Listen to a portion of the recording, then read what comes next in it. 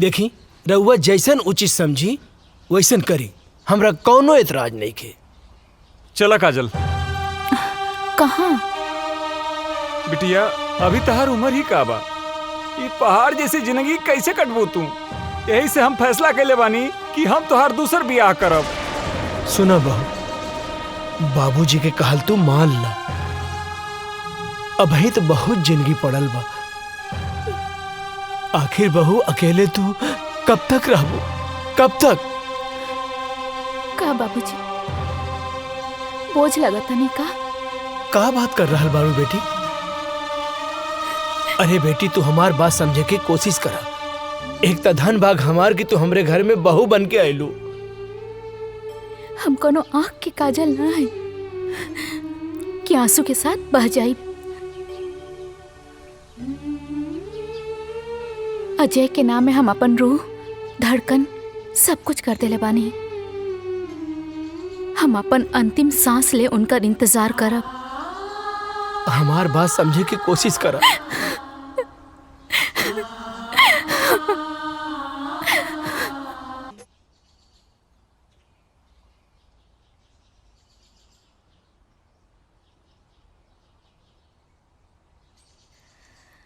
बहू, ई तू का कर रहा बाड़ू बहू? अरे अजय अभी दुनिया में नहीं के, भगवान के उहे मर्जी रहे। अजय नहीं मरल बाबूजी, हमरा के पूरा विश्वास बा वो जहाँ भी हुई है हमारी मांग के सिंदूर उनका के खींच के ले आए। अजय के भाई तू ही समझावा बहू के। बेटी माजी, हमरा के विश्वास पा वो जिंदा हुए। हाँ बेटी, सब ठीक हो जाए। भगवान पे भरोसा रखा, सब ठीक हो जाए।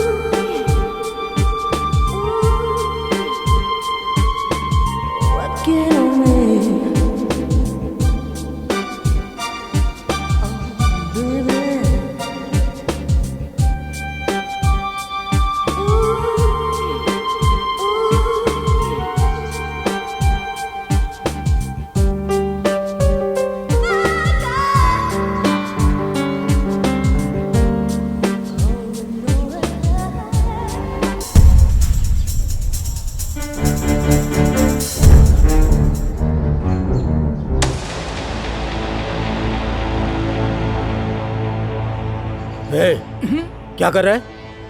कुछ नहीं भाई। चल चल चल निकल।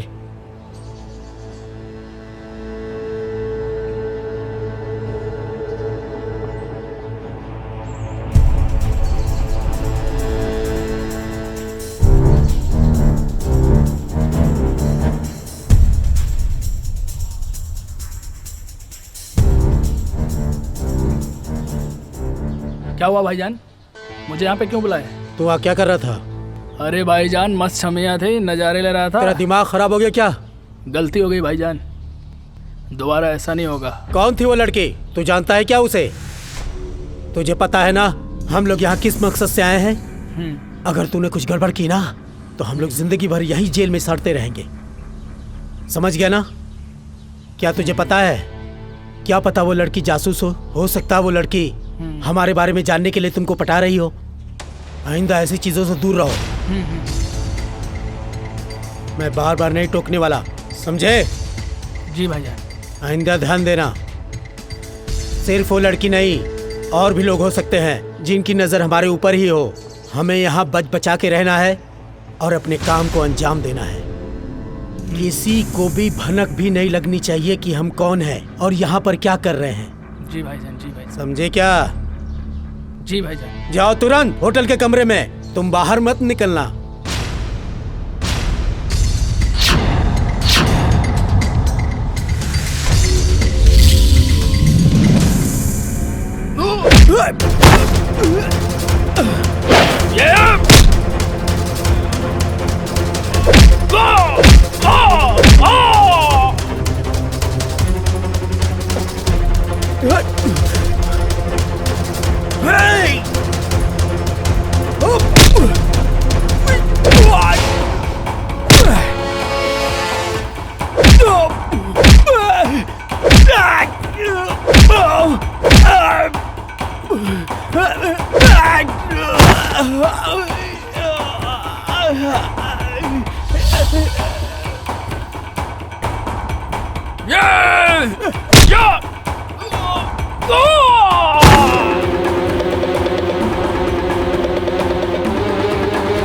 अबे भाग, ये मार देगी जान से।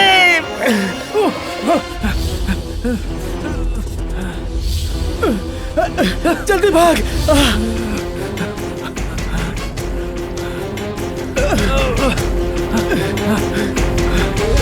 जल्दी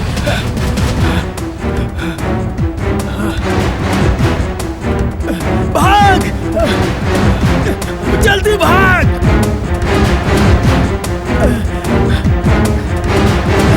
भाग जल्दी, अबे भाग।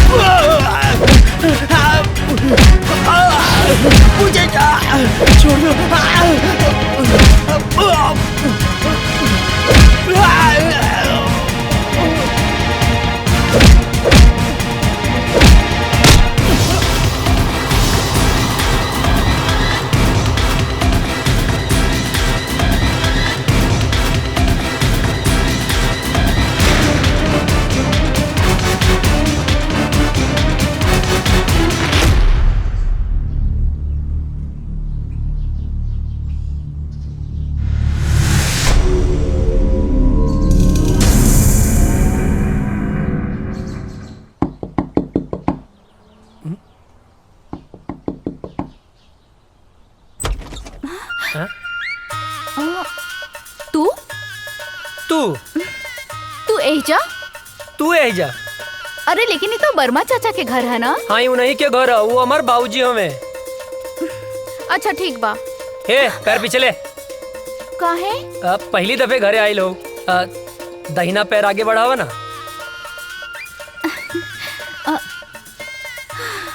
लेकिन अभी तक तो मिसेज अजय नहीं बनल। तब बन जाना, मना के कैले सा। हम तक कब से तैयार हैं। हमरा के इतना सस्ता में पटावल आसान नहीं खे। तो दहेज दे के ले आए, बाकी लाएम जरूर। यही घर में गांठ बांध ला। अरे अजय बेटा के बाबूजी ये आपसे ना मिले आयल बाड़ी। अरे तो तू एजा का खड़ा बाड़ा, अंदर आवा बेटा। अरे काजल बेटी प्रणाम चाचा जी। खुश रहा। अरे भीतर आवा। ना ना ना उ त बाबूजी आपके घरे बोलौले रहले ना। अच्छा? तो बस टाइम पे आ जाई उहे बतावे खातिर आइल रहनी। हाँ ठीक बा, आ जाए भब। चल तनी प्रणाम। खुश रहा। अरे रुका बेटी। हाँ अरे बुड़बक्के बाड़े का। हाँ बाबूजी। का कहले? अरे ना बाबूजी। हाँ हाँ ठीक बा, जाओ काजल का घरे छोड़ के आवा जाओ। चला। डरते तो हम अपने बाप से हैं। बाप ने परमिशन दे दिया तो क्या कहना। बैठा। चला। ये बच्चा मतीन कहाँ बैठल बाड़ू? जवान हो गई लू, जवान मतीन बैठा ना। ठीक से तो बैठल बानी। जवान हो गई लू, फीलिंग नहीं किया आवत का। ए तार ढेर ना होता का?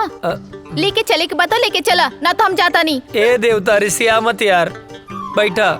हमार मतलब है कि ऐसे बैठा कि हमरो मजा आवे और गियर भी बदल जाए। ठीक बा चला। Thank you.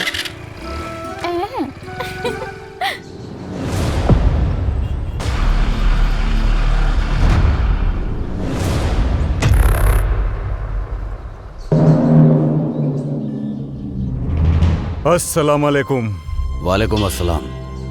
क्या खबर है? सारी तैयारियां हो चुकी हैं जनाब। इस बार हम लोग चूकेंगे नहीं। बस आपके हुक्म की देरी है। हमारे सारे जवान तैयार हैं हिंदुस्तान के सैनिकों का सर धड़ से अलग करने के लिए। आमीन। जी जनाब। कोई गलती नहीं होनी चाहिए। जैसा आपका हुक्म, बस आपके हुक्म का इंतजार है हमें। ध्यान देना, इस बार मिशन में कोई खलल नहीं होनी चाहिए। जी जनाब। ऐसा कहर मचाओ कि हिंदुस्तानियों का रोम रोम कांप उठे। जी जनाब। धमाका ऐसा हो कि हिंदुस्तानियों की आने वाली 7 पीढ़ियां थर्रा उठें। उनकी हदें उनको याद दिलाओ। जी जनाब। और जाओ मुनव्वर खान को भी ये इत्तला कर दो ताकि वो सारी तैयारियां शुरू कर सके। जाओ। जनाब आपका हुक्म सर आंखों पे।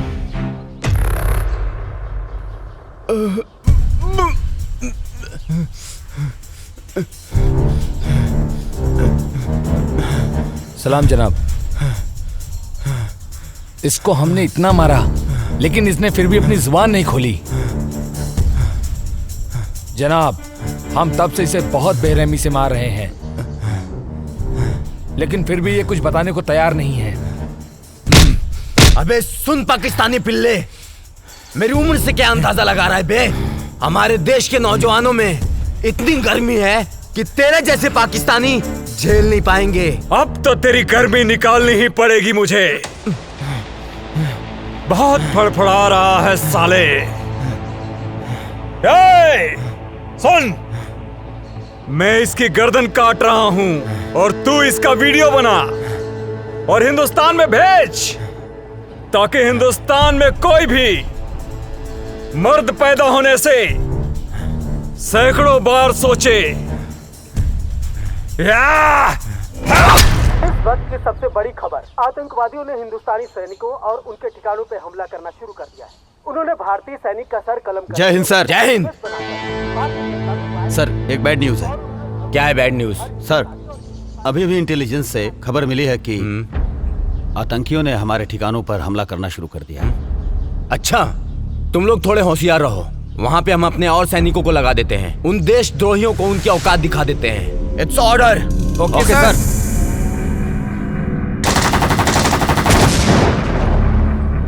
इस वक्त का सबसे ताजा खबर, आतंकवादियों ने हिंदुस्तानी सैनिकों और उनके ठिकानों पर हमला करना शुरू कर दिया है। उन्होंने एक भारतीय सैनिक का सर कलम करके उसका एमएमएस बनाकर भारतीय जनता में वायरल कर दिया है और उन्होंने धमकी दी है कि हर हिंदुस्तानी और हिंदुस्तानी सैनिक का यही हाल करेंगे जब तक उन्हें उनका पूरा हक नहीं मिल जाता। सेना प्रमुख ने आर्मी को पूरी तरह अलर्ट रहने का आदेश दिया है। इस हमले का जिम्मेदार आतंकी संगठन प्रमुख अजहर पठान माना जाता है। अजहर पठान आतंकियों का मुख्य कमांडर है। जी हाँ दोस्तों, ये वही अजहर पठान है जिसका आज तक किसी ने चेहरा नहीं देखा है। देश दुनिया की सारी ताकतों ने इसे पकड़ने का पूरा जोर लगा दिया है, लेकिन आज तक वो किसी के हाथ नहीं आया है। हाथ आने की बात तो दूर, किसी ने आज तक उसका चेहरा तक नहीं देखा है। सिर्फ लोगों में उसके नाम का खौफ है, अजहर पठान, अजहर पठान। अब देखते हैं हिंदुस्तानी सैनिक उनकी बुरी नजरों पर कैसे पानी फेरते हैं। आप बने रहिए हमारे साथ देश दुनिया की सारी खबरों के साथ।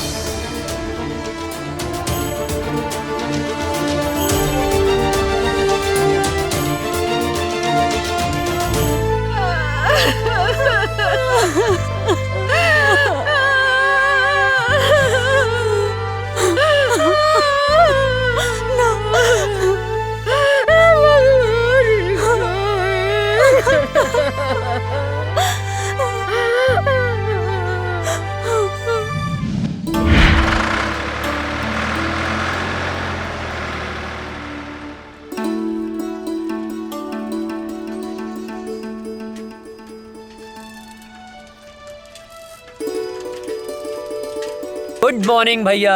Good morning. ये साइकिल किस लिए? आप आगे आगे दौड़ेंगे, हम पीछे पीछे फॉलो करेंगे। अच्छा, ये साइकिल दीजिए तो। पर साइकिल का है। अरे दीजिए। दीजिए।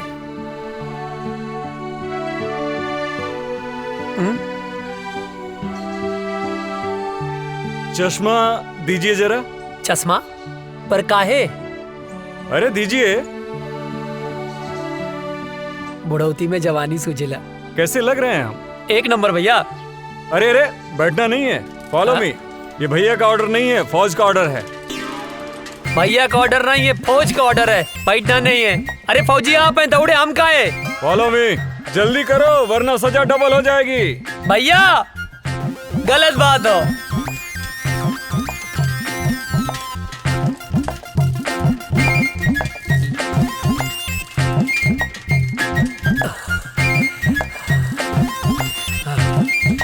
हम न दौड़ब ना, जा आगे, हम थक गए नहीं। दौड़ो उठ के। तू ही जा, हम ना जा। अरे उठ जा, क्या पता कब देश को तेरे जैसे जवान की जरूरत पड़ जाए। हमके देश के काम ना आवे क्यों, तू ही काम आवा।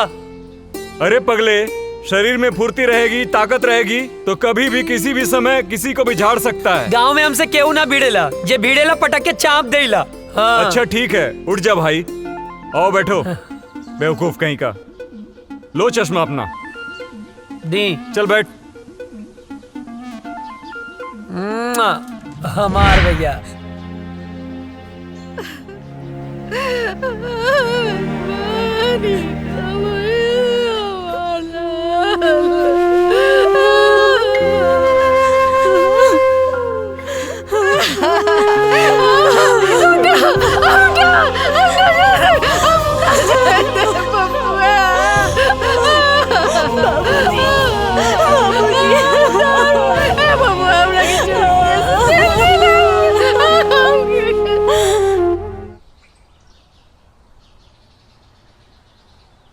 चाचा जी, ओ चाचा, का भेल चाचा, काहे रोवत बाड़ा? पापा की याद आवत बा का? हमहू रोवत रहनी, लेकिन दादाजी मना कैलन। कहले हाँ कि पापा देश के दुश्मन से लड़े गइल बाड़े। लेकिन चाचा, गांव वाले कहले हाँ कि पापा लौट के कबो ना आई हैं। का ई बात सच है? ना मुन्ना, पापा जरूर आई हैं, जरूर आई हैं। चल बेटा। हे भगवान, हमरा पीछे काहे उठा लेला? हमरा पीछे का खेले रही?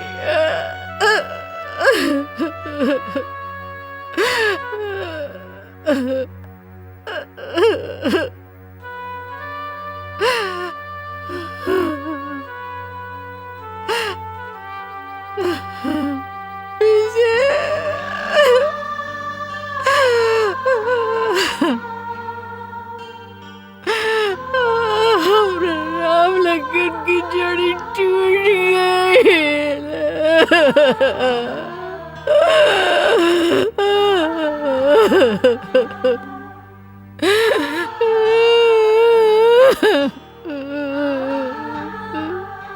भीतरी नींद ना आवत रहे, तारा गोद में सो जाए। ये सब का हो गया बबुआ, ये सब का हो गया।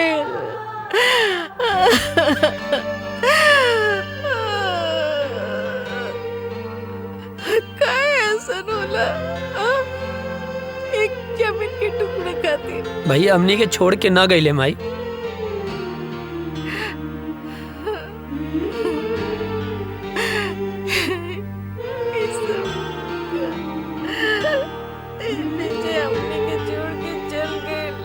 ना, ना माई, भैया हमनी के छोड़ के ना गईले, वो तो हमनी के दिल में बाड़े। हमरे तोहरे ये पूरा देश के जनता के दिल में बाड़े माई। शहीद के शहादत पर ना आंसू ना बहावल जाला, तू आंसू मत बहावा।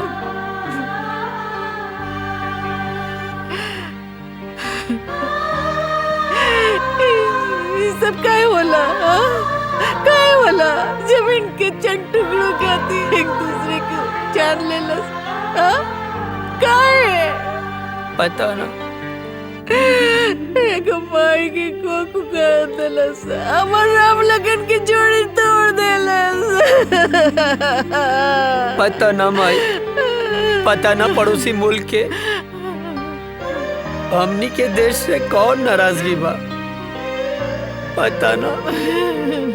बबुआ तू हमरा के छोड़ के कहीं मत जाइए, हमरा के छोड़ के नहीं तो हम मर जाएंगे बबुआ। ना जाए माई, हमरा के छोड़ के ना जाए, मत जाइए।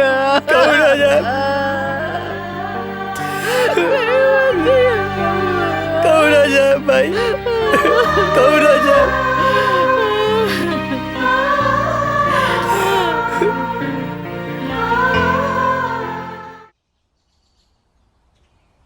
केहू बा चिट्ठी आयल हो, केहू बा चिट्ठी आयल हो, चिट्ठी आयल हो। हाँ आवतानी। हैली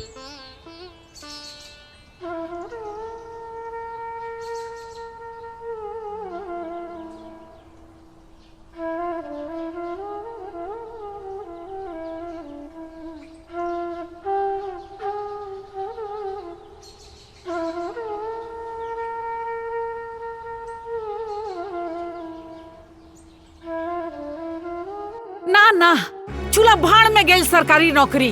हाँ? एक बेटा तो शहीद हो गई, दूसरा बेटा के हम शहीद ना होके के देव। सरकार अपन नौकरी अपन पास ही रखी, कह देता नहीं। हाँ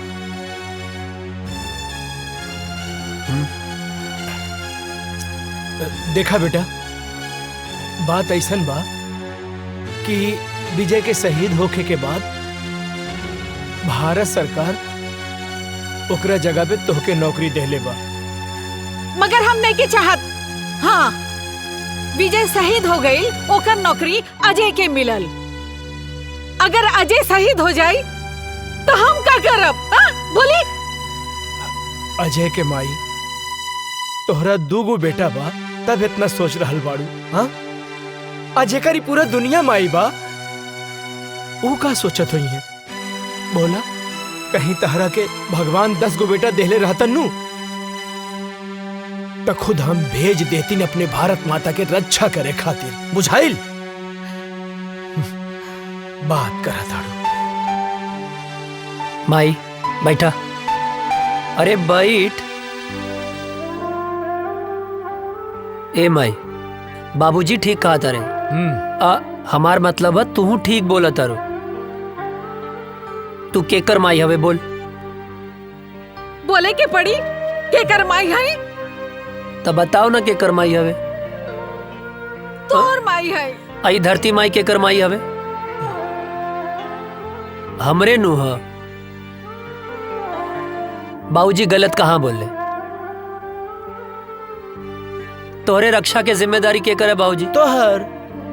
धरती माई के रक्षा के जिम्मेदारी केकर है? अरे तोहरे नु बा।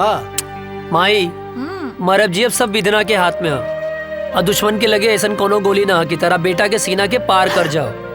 बिल्कुल हाँ बिल्कुल ठीक।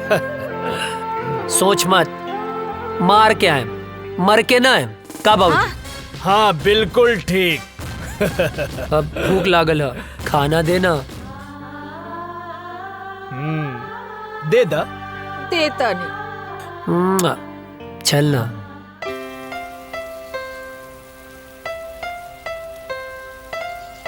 अजय, तोहार रेलवे में सिलेक्शन हो गई।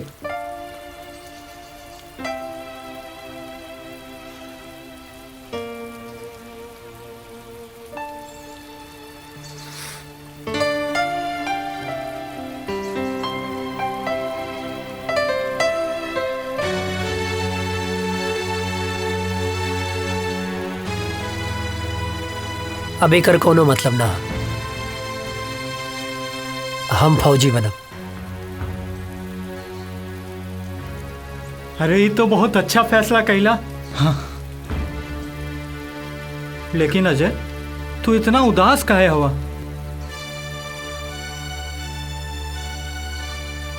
तोरा के विजय भैया के याद आवता ना? हाँ यार, बहुत याद आवता। अब ये उदासी के बोझा तू कब तक ढोईबा? देखा, जौन होके रहल तौन तो हो गए। शायद भगवान के यह मंजूर रहल।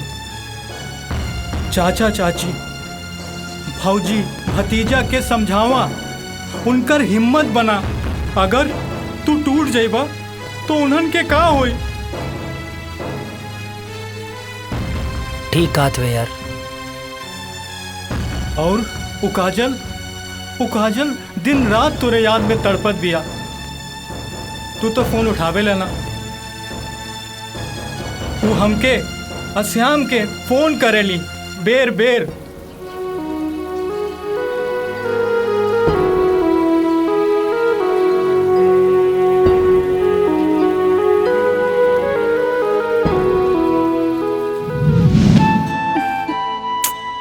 पता ना कहाँ रह गई ले। आवे दे बतावा तनी।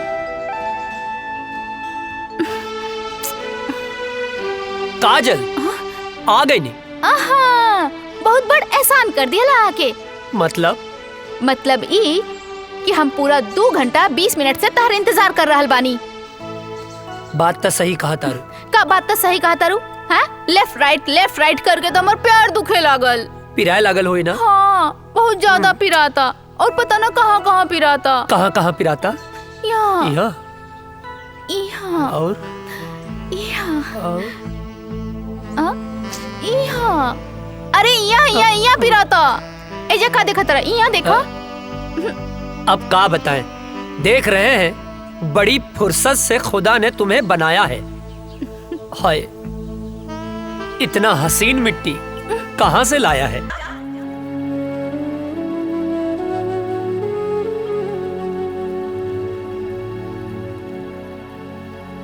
अजय, कहाँ खो गईला? कहीं ना। जाके एक बार काजल से भेंट कैला। ना करब। हम फौज में जाए खातिर माई बाबूजी के मना सकीले, पर काजल के ना मना पाई। कहीं काजल के प्यार हमार कमजोरी ना बन जाए।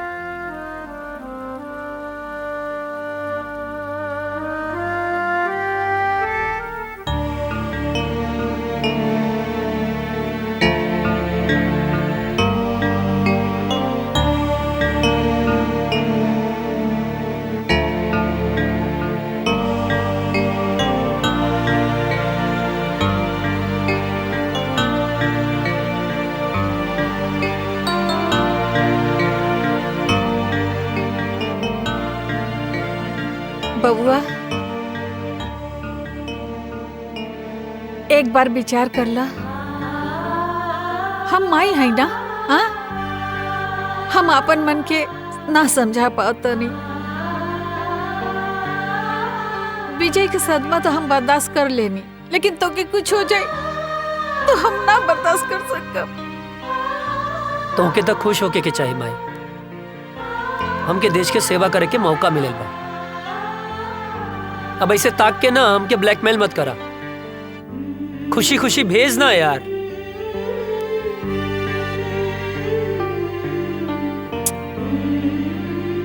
ठीक बा, तू जो भगवान तो रक्षा करी और हमारा आशीर्वाद हमेशा तोहर साथ रही। तोरा रक्षा करी, तोहरा ढाल बन के खड़ा हो जाए। माई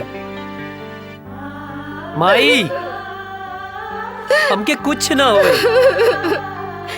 तो के कुछ हो जाए तो मर जाए। अरे हमके कुछ ना होई बाबा, यकीन करा। जैसे तू माई बाड़ू वैसे धरती माई भी तो माई बाड़ी ना। हाँ अब एकदम कुछ ना होई माई, हमके कुछ ना होई। चला चला आवा हम बताई थे।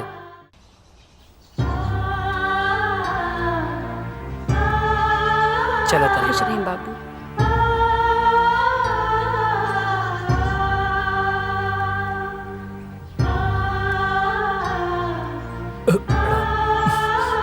खुश रहा बेटवा और भारत माता के सेवा करा।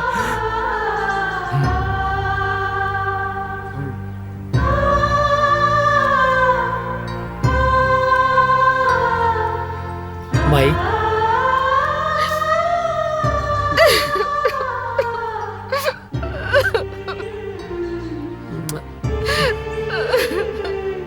चला तन चला, जल्दी लेट होता। चला जल्दी आ जाए।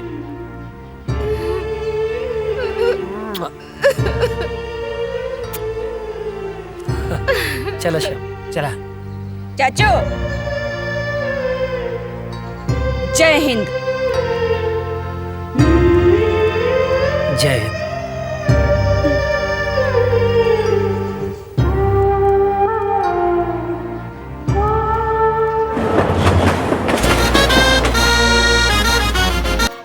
तुम्हारी ट्रेनिंग पूरी हो चुकी है। थैंक यू सर। और तुम्हारी पोस्टिंग भी वहीं की जा रही है जहां तुम्हारे भाई शहीद विजय वर्मा पोस्ट थे और आखिरी बार आतंकियों से लोहा लेते हुए शहीद हुए। अब तुम्हें देश की रक्षा के साथ साथ अपने भाई का भी बदला लेना है। Thank you sir, it's my pleasure sir. और मुझे पूरा यकीन है कि तुम भी पूरी जाबाजी और दिलेरी के साथ माँ भारती के दुश्मनों को उनकी औकात बताओगे सर। और हाँ, ड्यूटी ज्वाइन करने से पहले छुट्टी दी जाती है। जाओ अपनी फैमिली के साथ एंजॉय करो। Thank you sir, thank you so much सर। सर जय हिंद। प्रणाम बाबूजी। खुश रहा का हाल बा बेटा? बाबूजी ट्रेनिंग पूरा हो गई तो बहुत बढ़िया बात। अब खुशी के बात ही बा कि कुछ दिन खातिर हम घरे आवतानी। अरे ये तो बहुत खुशी की बात बा। माई कहाँ बाड़ी? कहीं गई बाड़ी। बाबूजी बोला ना। ना रह दा, आके बताएं। ठीक। जी बाबूजी प्रणाम। खुश रहा। अरे विजय के माई, विजय के माई। जी। अरे जल्दी एक लोटा पानी लेके आवा, बहुत बड़ खुशखबरी बा। जी। जल्दी आवा, जल्दी आवा।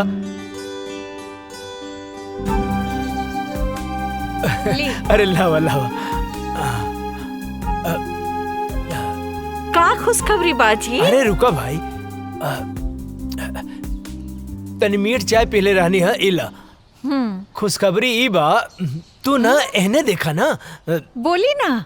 हमारा अजय के ट्रेनिंग खत्म हो गई और काले वहाँ से आ रहल बा। भगवान, ये तो बहुत ही अच्छा खबर बाजी। बानू अब तू जा, अब बढ़िया बढ़िया हमरा बेटा खातिर आज से बनावे के तैयारी कर दा खाए खातिर। जा तनी हमऊ खाए। सुन लो, देखा कितना खुश हो गई।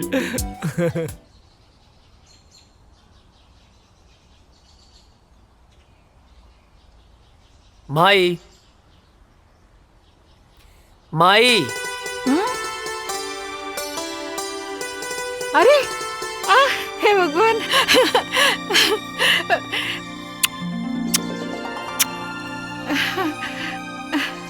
अरे अरे ये का एकदम एकदम सुखा कैसे गेल बड़ा? वहाँ कोनो प्रॉब्लम रहेगा? हाँ माई, बहुत बड़ प्रॉब्लम रहे। का जॉन पराठवा तू हमरा खातिर भेजत रहलू ना, वो हमार दुष्ट सूबेदार रस्तवे में खा लेत रहे। हट बदमाश। अरे हमार शेर बेटा आ गइल, वाह। अरे अजय के माई, खुश रहा खुश रहा। हाँ बेटा हमार शेर आ गइल। अजय के माई। हाँ जी। चीता के जाने लू? वो का होला? वो होला सबसे दूबर। हाँ? बाकी एक बात सुन ला, सबसे आगे उहे रहेला, जैसे कि हमार बेटा। चाचा हमारा खातिर कर ले लह। तोहरे लिए। श्याम। हाँ दे। इला। अरे भाई हम पाकिस्तानी ना, ही सब पाकिस्तानी लोग का का दाय करिए कर हा। पप्पी। अभी ना इधर। यार भी। हाय शाबाश। इले। इतना सा। तहु तो इतना सा बाड़े। जब बड़ हो जाइबे ऐसन वर्दी पा जाई त तोहरो के बड़गन मिल जाई। का बाबूजी? एकदम बिल्कुल ठीक। जा खेला। जब बना गाँव के शेर तू। और बाबूजी आप ठीक बानी ना? हाँ। अरे यार राजा दशरथ और कौशल्या माता और राम की मिलाप हो गई है तब तो चल के कुछ काम काज कर लिहल जाओ भाई साहब। ई का बगत रहे छोटन? हाँ चाचा कुछ काम है ना, जो यार अजय। का काम? आप काहे मारत अरे रहा? चाची कुछ जरूरी। पर आज कौन काम है? हाँ मैं इधर आता नहीं, हमारा कैसा मालूम बा कि तू इधर आता तोरा कैसा मालूम बा? हाँ मत ढेर बोला मत। हम कहते नहीं चला चला चला। रुक जा। अरे भाई चला। ड्रेस चेंज तक कर लेते ना। अरे चाचा जी रे पता ना कौन काम रहे रे? कौन काम?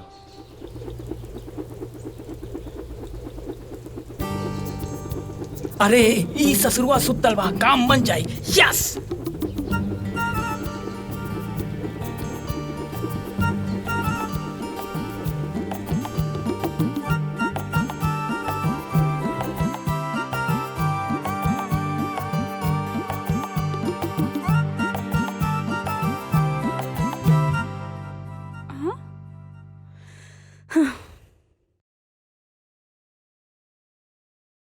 हे भगवान, कितना अच्छा सा झाड़ू लगावत हनी, फिर भी पता नहीं कहाँ से कागज आ जाता। हवा भी तो ना चलता।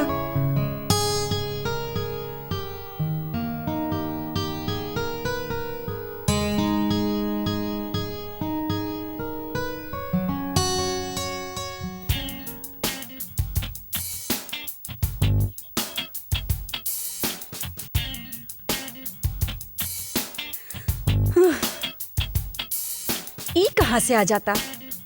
ई कुल तो साफ कर दिले रहनी अच्छे से।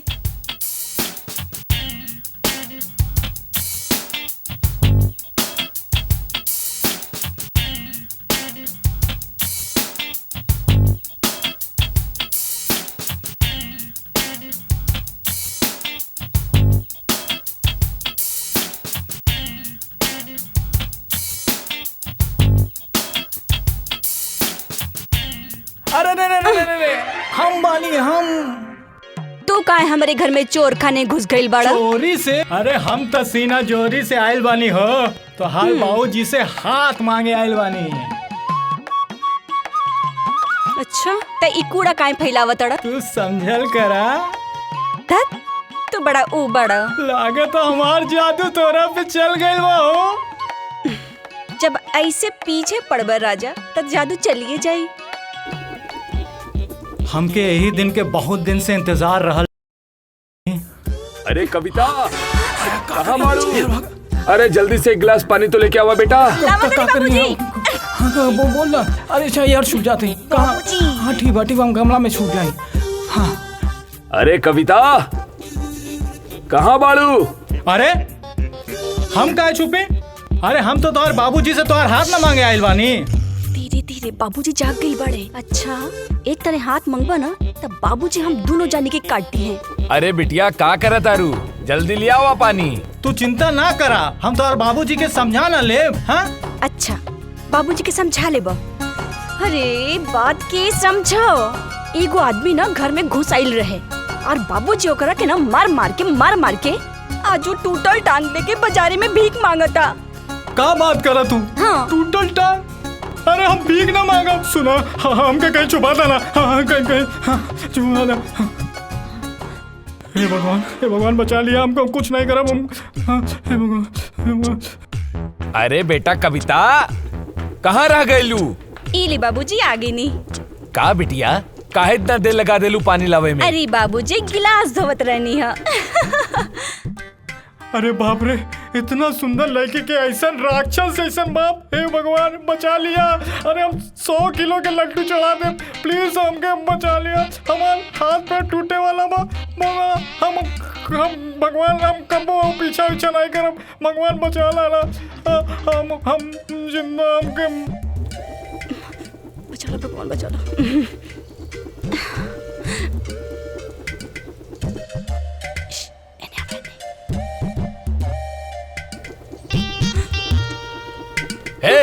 क्या हरे रुक, अरे कहाँ तानी रुक जो, अरे कहाँ भागा था, रुक, अरे कहाँ तानी रुक जो, अरे के बड़ा,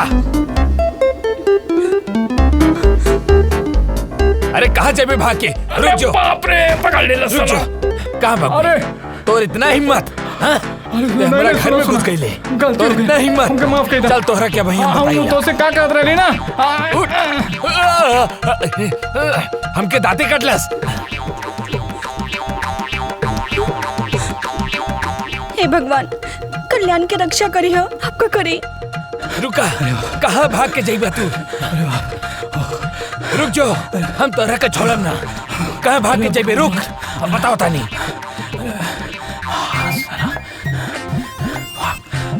भाग जल्दी भाग।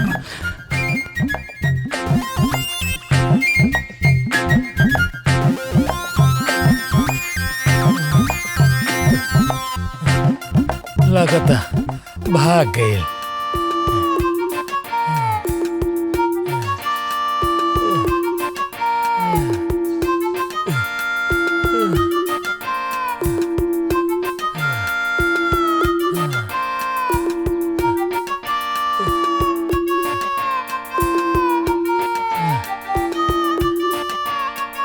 लगता भाग गए। खैर वो हमके चाहे जब मिली हम ओकरा के छोड़म ना, चाहे जब मिली हम ओकरा के छोड़म ना।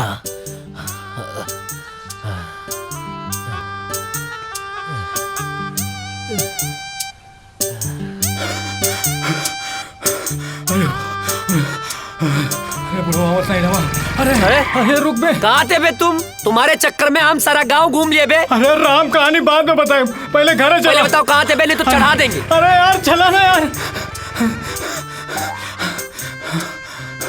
चवन्नी मुस्की। अरे यार चल ना यार। इन्हें से काहे निकले बे? तो यार चल बे यार यहाँ से, चल।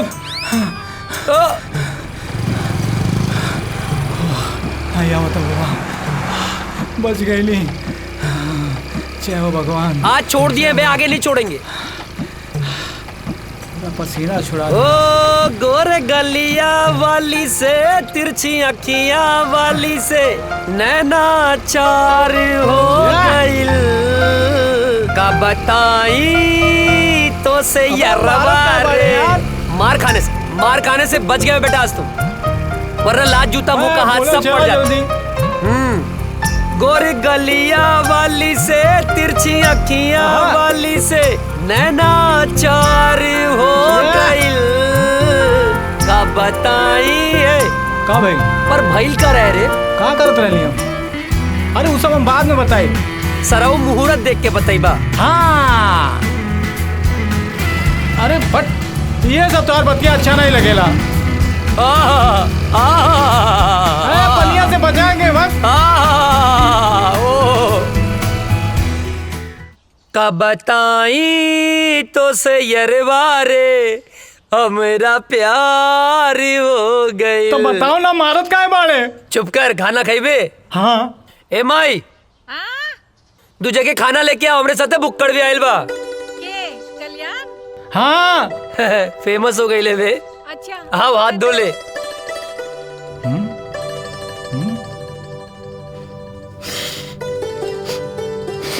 ए हाँ जाके हाथ धो। अरे हमार हाथ तो साफ बा। साफ बा? सलून के पानी कितना दिन में बदले ले? जबले कीड़ा ना पड़ेला। अबे गंदा हो रहा। जाके हाथ धो। जाता ही। एक बार कुकुर के पूंछ सीधा हो सकेले, बाकी तू ना। इला चाची गोड़ लगातानी। चेत रहा, बैठा। खा।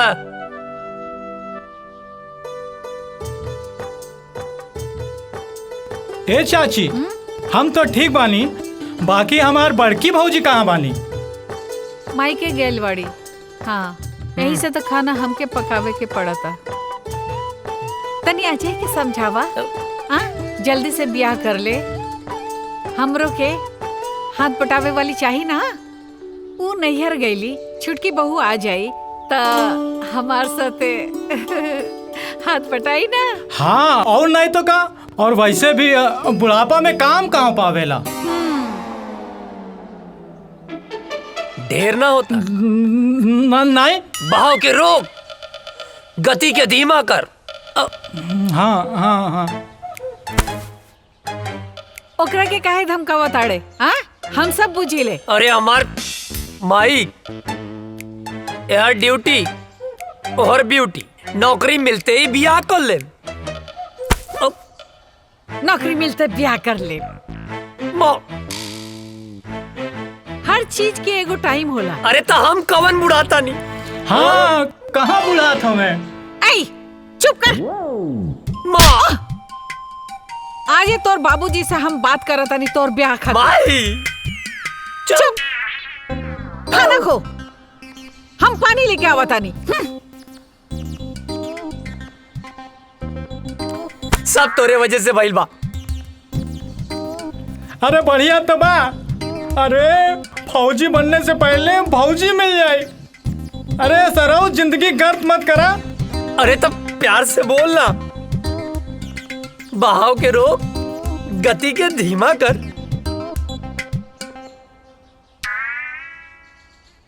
अरे यार, तुहार तो ब्याह हो जाए, हम तो साला छलवे बजाते रह जाए। सुन, तू चिंता मत कर। तू जिंदगी भर अस्तूरा न चलेबे। ये कुकुर मुत्ता नियन शकल मत बनाओ। तोरा जान के का नाम है? सामान? अरे तोर प्राण रे। कविता। अगर हमार कविता के और पढ़ लेलस ना तो हम जान दे दे। तोर जान इतना सस्ता हो? कविता के अब तो से बियाह हम कराई। हमू देखा तानी के बीच में आवता। नफरत और जंग में सब जायज होला। नहीं, जायज होला। खाना खा।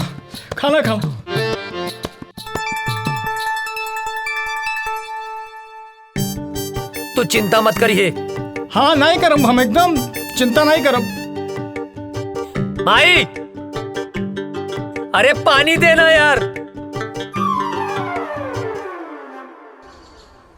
सुना बिटिया? हाँ बाबूजी। हम जाता नहीं कुछ काम से। हाँ, थोड़ा ध्यान रखिए। हाँ ठीक बा बाबूजी।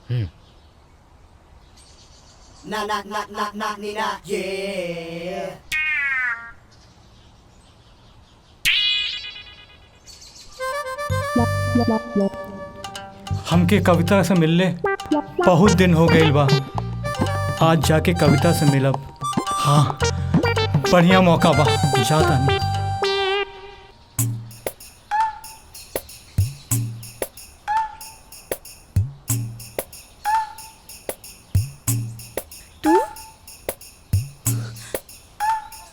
इतना दिन बाद? कविता, ये बात सही बा। हम तोहार बाबूजी से डराइला, लेकिन यहो बात सच बा कि हम तोहरे बिना जी ना सकेंगे। आज हम एगो फैसला कर ले बानी कि हम जियब चाहे मरब, लेकिन ब्याह तोहरे संगे करब। कल्याण, तू हमरा से इतना प्यार करेला? हाँ, अपने जान से भी ज्यादा।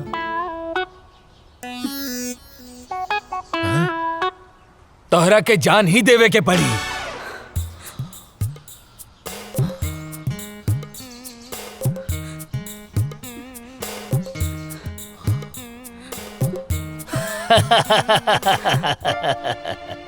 प्यार भी करेला और डर भी लगेला। हाँ? हम दरअसल देखे के चाहत रानी कि तू हमरा बिटिया के सच्चा प्यार करेला कि नहीं। काहे से कि जे सच्चा प्यार करेला ना ओकरा में हिम्मत अपने आप आ जाला। और आज हम बहुत खुश बानी कि तू सच्चा प्यार करेला और हिम्मत दिखौला। अब हम निश्चित हो गए बानी कि तू हमार बिटिया के ध्यान रखबा, ओकरा प्यार करबा। अरे अरे जुग जुग जिया बाबूजी। तेरी अखा का यो काजल कर देता है मैनू घायल।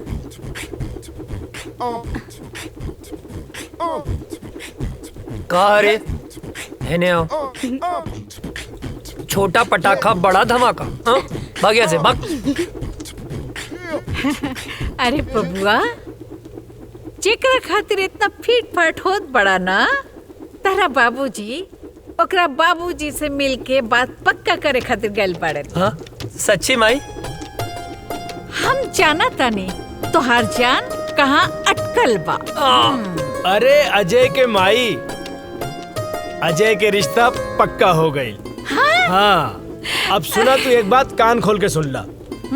दिग्विजय सिंह फौजी के बेटा के बियाह हट तनी घर के बढ़िया से एकदम जगमगा दिया। हाँ, ताकि लोग आए देखे देखते रह जाए। ठीक ना? हाँ ना बेटा? हाँ बाबू। हाँ, ठीक बा। Thank you Mai. Thank you बाबूजी। तेरी अखा का यो काजल कर देता है मैनू पागल। नर नर नर नर नर।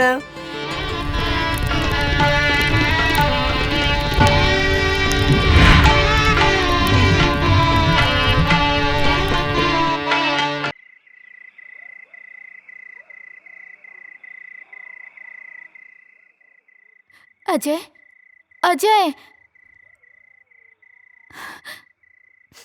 ए काजल, का भइल? काहे रोत तारू? तारा के लेवे खातिर कुछ जवान लोग आइल बड़े। वो काहे बदे? वो लोग कहते रे कि ऊपर से ऑर्डर बा, तारा के जाए के पड़ी। ए पगली, एहर देखा। अरे तय में इतना रोवे के कौन बात बा? ऑर्डरे नु आइल ह। हम फौजी हैं। जब जब ऑर्डर आई हमके देश के रक्षा खातिर जाए के पड़ी। आई तो हमार फर्ज है। तो हम का है? का हमरा खातिर तार कोनो फर्ज नहीं खे? देखा काजल, देश से अपन तुलना मत करा।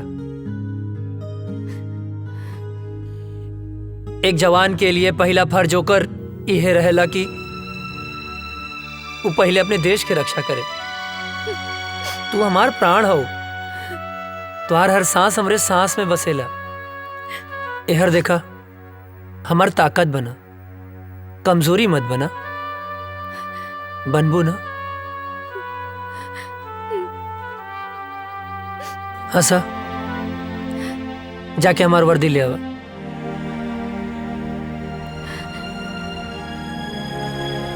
पगली कहीं के। हाँ मिश्रा। सॉरी अजय, हेडक्वार्टर से इमरजेंसी मैसेज आइल बा, आज ही निकले के बा। ठीक है। का ठीक बा? हाँ, का ठीक बा? आज ही तोर ब्याह भइल और आज ही ले जाए खातिर आ गेले, हम ना जाए देब। माई बात के समझल कर, इमरजेंसी मैसेज है। ना ना, हम ऐसा ना होके देब। अरे हमरा कटला से भी ना कटी। बाबूजी समझावा माई के, आज हिंदुस्तान के तरह बेटा के जरूरत बा। समझाई ना बाबूजी? का समझाई? अजय के माई, जेकर बेटा फौज में होला ओकर माई बाप के करेजा पे पत्थर रखे के पड़ेला। हंस के विदा करा बेटा के, हंस के घर वापस आई। समझल कर माई, हम फौजी हैं। हर बात पे रोल धोल ठीक ना होला। चला विशाल। अजय,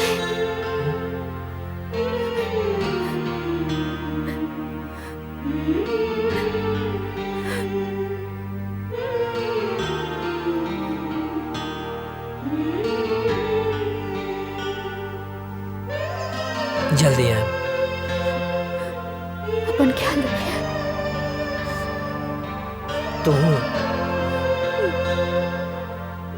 माई रोआ मत, माई बाबूजी के ख्याल रखिए।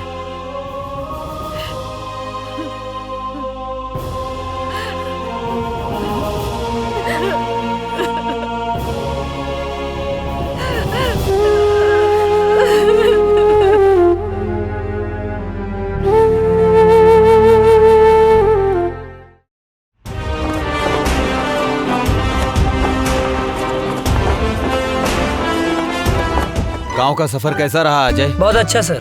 माँ और बाबूजी सब ठीक हैं? एकदम बढ़िया सर। चलो ठीक है, साइन करो और आज से ड्यूटी ज्वाइन सर।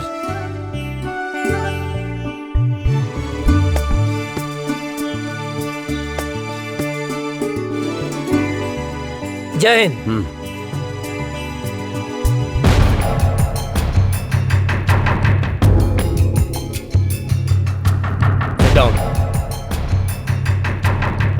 सर, अचानक इमरजेंसी मीटिंग बुलाने का मकसद? अभी अभी गुप्त सूत्रों से पता चला है कि ये पाकिस्तानी आतंकवादी हमारे देश के खिलाफ साजिश कर रहे हैं। सर, वो घुस चुके हैं तो पकड़े भी जाएंगे सर। और वो एक बड़े प्लान के साथ गुजरात, राजस्थान और कश्मीर के भीड़ भाड़ वाले इलाके में बमबारी करने वाले हैं। बहुत जल्द वो लोग उस प्लान को अंजाम देने वाले हैं। वो किसी भी हद तक जा सकते हैं जी। और आश्चर्य की बात यह है कि हमारे देश के ही कुछ लोग उनकी हेल्प कर रहे हैं। हमें चौकन्ना रहना होगा। वो हमारे देश के किसी भी कोने में हमला कर सकते हैं, तो हमें उन्हें किसी भी प्रकार से रोकना होगा। अजय सर, तुम पूरी तरह से अभी अलर्ट हो जाओ। सर। राम सिंह, तुम ऐसा करो, सीमा से सटे जंगल के इलाके में बटालियन के लिए सारी व्यवस्था उपलब्ध कराओ। जय हिंद सर।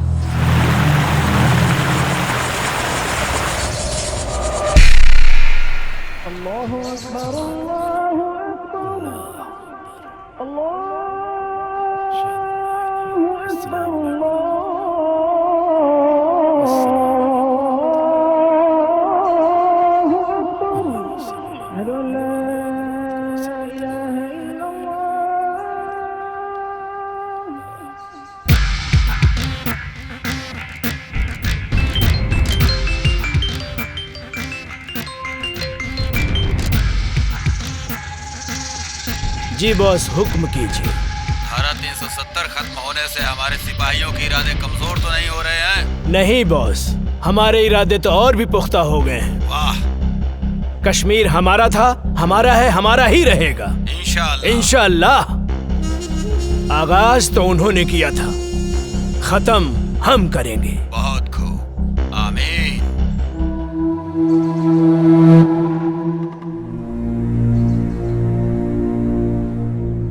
अस्सलामुअलैकुम भाईजान। वालेकुम अस्सलाम। हैदर कहाँ है? आ रहा है। सलाम वालेकुम भाईजान। वालेकुम अस्सलाम। हैदर। हाँ भाईजान। क्या हाल समाचार है? आर्मी में एक नया नौजवान ऑफिसर आया है, अजय वर्मा। ये वही विजय वर्मा का छोटा भाई है। विजय वर्मा भी आया था हमारे मंसूबे पर पानी फेरने के लिए। उसको तो हमने जहन्नुम में पहुंचा दिया। लग रहा है इसको भी इसके भाई के पास पहुंचाना पड़ेगा। अरे हम लोगों का तो बस एक ही मिशन है, कश्मीर की आजादी और पूरे हिंदुस्तान की बर्बादी। और इन हिंदुस्तानियों को हमारी ताकत का एहसास होना चाहिए। कश्मीर पाकिस्तान का पाक हिस्सा था जो हमसे धोखे से छीन लिया। हमारे शरीर में खून नहीं, बारूद है, बारूद। जो हमसे टकराएगा उसके चीथड़े चीथड़े उड़ जाएंगे। हमारे जीने का मकसद है कश्मीर की आजादी। नारे तकबीर, अल्लाहू अकबर, नारे तकबीर, अल्लाहू अकबर, नारे तकबीर, अल्लाहू अकबर।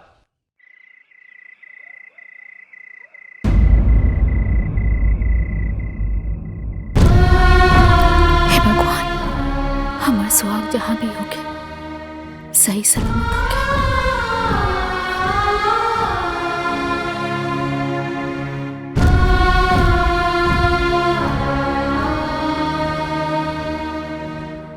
हे देवी मैया, हमारे बेटा की हिम्मत और हौसला दी। दुश्मनों के इरादे और मजबूत होते जा रहे हैं और अभी पता चला है पाकिस्तान के कुछ आतंकवादी हमारे देश में घुसने की कोशिश कर रहे हैं। हमारी सुरक्षा एजेंसियों द्वारा पता चला है कि कल परसों तक वो हमारी सीमा के अंदर होंगे। उनकी प्लानिंग हमारे यहां बम ब्लास्ट करने की है। 5 जन जो लोग हमारी सीमा में जंगल के रास्ते घुसने वाले हैं, वो हमारे देश के किसी भी कोने में बम ब्लास्ट कर सकते हैं। उनके इरादे और उनकी हिम्मत तो देखो। अभी भी इतना कुछ होने के बावजूद पाकिस्तानी आतंकवादी यहां आके हमारे देश में आतंक मचाना चाहते हैं, और वो भी एक बड़े प्लान के साथ। हमें इनके सहारे उस इंसान तक पहुंचना है जो इस खेल का मास्टरमाइंड है। उसे जिंदा पकड़ना होगा ताकि वो किसके कहने पे, किसके इशारे पे ये सब कर रहे हैं। इसलिए इस मौके को हमें हाथ से नहीं निकलने देना है। अगर हम लोग इस बार कामयाब हो गए तो जीत हमारी पक्की है। सर, आर यू रेडी? सर। गाइस, मिली जानकारी के अनुसार दुश्मन अपना मूड बना चुका है, कभी भी हमला कर सकता है। वो अलर्ट रहना जरूरी है। दीपक? यस सर, हम लोग भी पूरे तैयार हैं सर। सारी तैयारी हो चुकी है। दुश्मन बाल भी बाका नहीं कर सकता सर। गुड। गांव की मिट्टी के खुशबू के छोड़ के अलबनी, यहाँ दुश्मन के धूल चटावे। रिलैक्स, आओ बैठ। तेरे गांव के बाद से गांव की याद आ गई।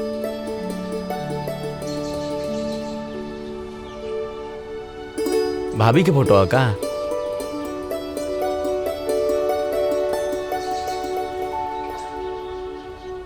हमरे सुकून के फोटो।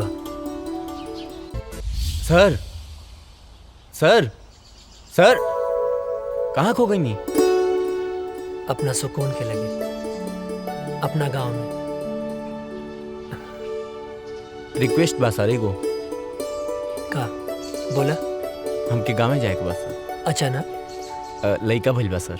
ओह, बधाई हो। थैंक यू सर। सर, बड़े साहब से कह के थोड़ा छुट्टी दिलवा दी ना।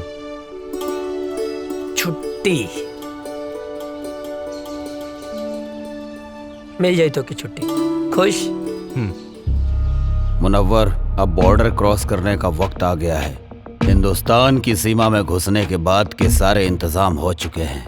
बस तुम्हें बॉर्डर क्रॉस करते वक्त सावधानी बरतनी होगी। चारों तरफ हिंदुस्तानी सैनिक गश्त करते रहेंगे। बहुत संभल कर चलना होगा। हिंदुस्तान में हमारे लोग तुम्हारा इंतजार कर रहे हैं। बस तुम्हारे वहां पहुंचने की देरी है।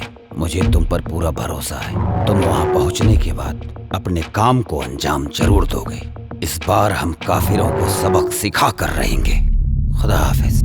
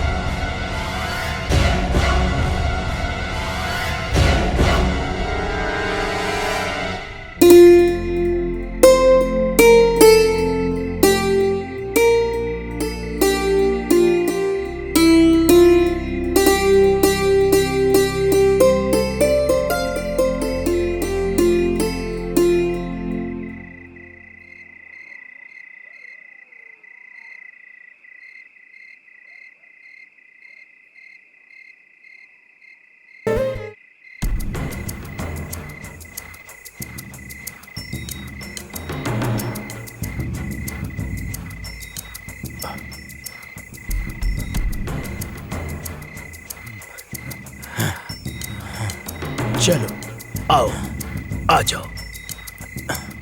यहाँ से 5 किलोमीटर दूर हमारे लिए गाड़ी खड़ी है। यहाँ से वहां तक जाना है और कुछ दिन हिंदुस्तान में रुकना है। हम अपने मिशन को कामयाब बनाएंगे, समझे? आओ जी।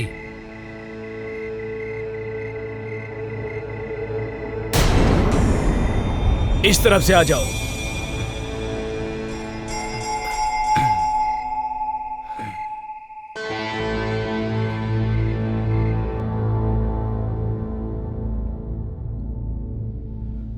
रुक जाओ।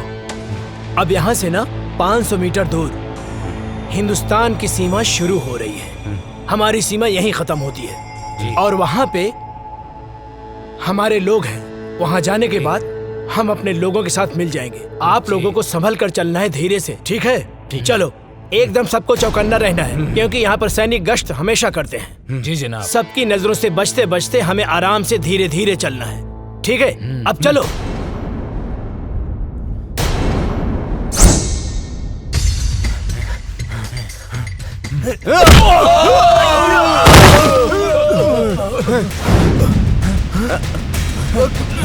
कहाँ गया? किधर गया? किधर गया? कौन है? कहाँ गया? किधर गया? चलो। जी जनाब।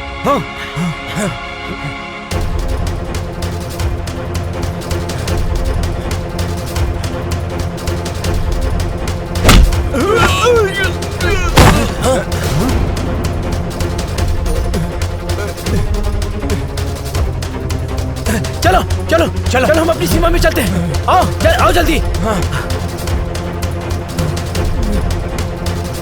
भूत भूत भूत, छोड़ो हमें, छोड़ो हमें। ये मेरा तौबा, मेरा अल्लाह का तौबा, मेरे बाबा का तौबा। तू छोड़ दे मुझे, मैं कभी हिंदुस्तान में नहीं आऊंगा। अरे फौजी,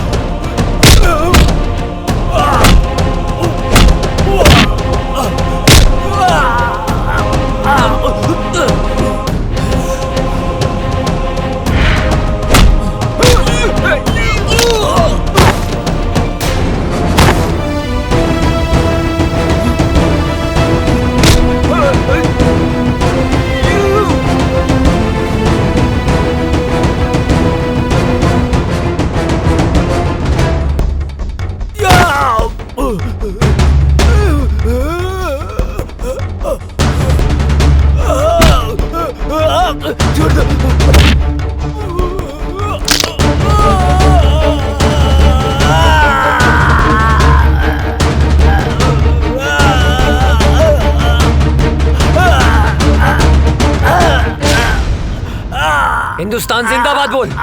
जिंदाबाद।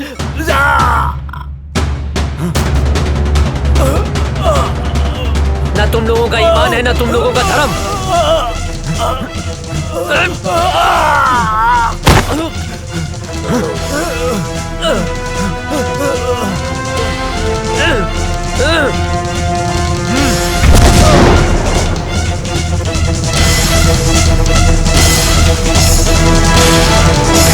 अभी अभी खबर सामने आई है कि आतंकवादियों और हिंदुस्तानी सैनिकों का आमना सामना हुआ है, जिसकी वजह से कुख्यात आतंकवादी मुनव्वर खान हिंदुस्तान की गिरफ्त में आ चुका है। जी दोस्तों, हिंदुस्तानी सैनिक पहले से अलर्ट थी और जैसे ही कुख्यात आतंकवादी मुनव्वर खान हिंदुस्तान के सीमा में प्रवेश किया, वैसे ही बहादुर सैनिक अजय वर्मा ने अपनी जान की बाजी लगाकर उनका मुकाबला किया, जिस वजह से खूंखार आतंकवादी मुनव्वर खान पकड़ा गया। दुख की बात यह है कि उस मुठभेड़ के बाद से ही अजय वर्मा का पता नहीं चल पा रहा है। खूंखार आतंकवादी मुनव्वर खान से पूछताछ जारी है और अभी भी लापता अजय वर्मा को ढूंढने का प्रयास किया जा रहा है।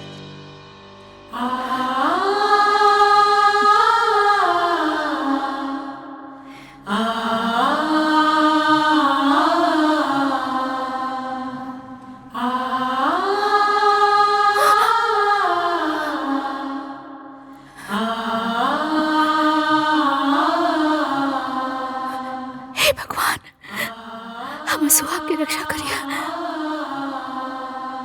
एक दिल दहला देने वाली खबर सामने आई है, अजय वर्मा शहीद हो चुके हैं। जी हाँ, सेना प्रमुख के द्वारा बयान जारी किया गया है कि मुनव्वर खान के साथ मुठभेड़ में ब्लास्ट हुआ था, जिसके बाद से ही अजय वर्मा का कोई पता नहीं चल पा रहा है। ब्लास्ट की जगह से कुछ सामान बरामद हुए हैं, जो सामान अजय वर्मा का बताया जा रहा है। इसी से अनुमान लगाया जा रहा है कि अजय वर्मा शहीद हो चुके हैं।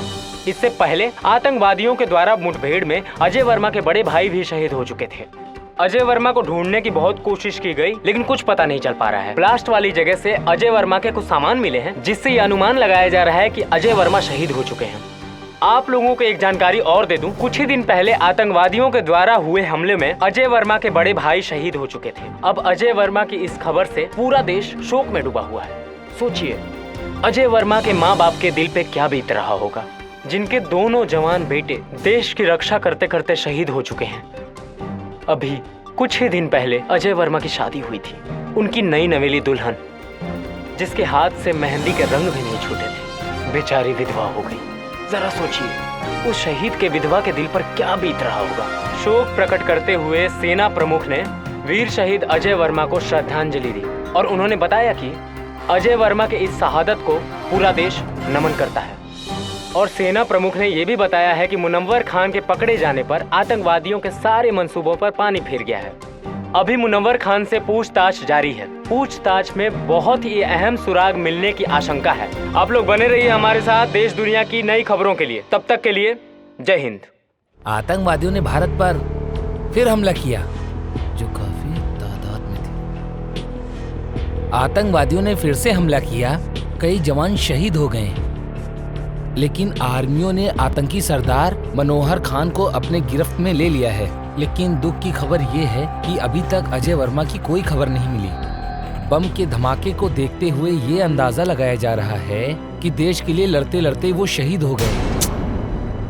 दिग्विजय भैया के बड़ लड़का पहले ही शहीद हो गए रहल। अजय ही रहल परिवार के आधार, वो शहीद हो गई। अब उनके परिवार पे का बीती। दिग्विजय भैया के दिल पे पहाड़ टूट गई। मिल गई शांति, मिल गई शांति ना। हम पहले मना करत रहनी कि हमरा बेटवा के ना भेजी, मगर हमार केहू बात मानी तब ना।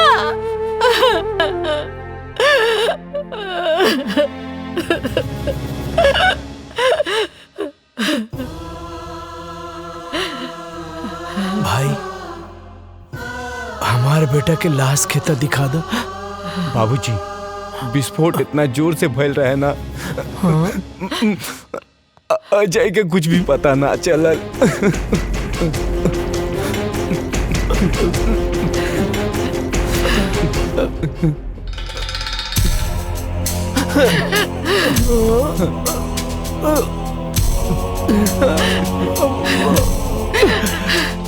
मिल गई शांति, मिल गई ना।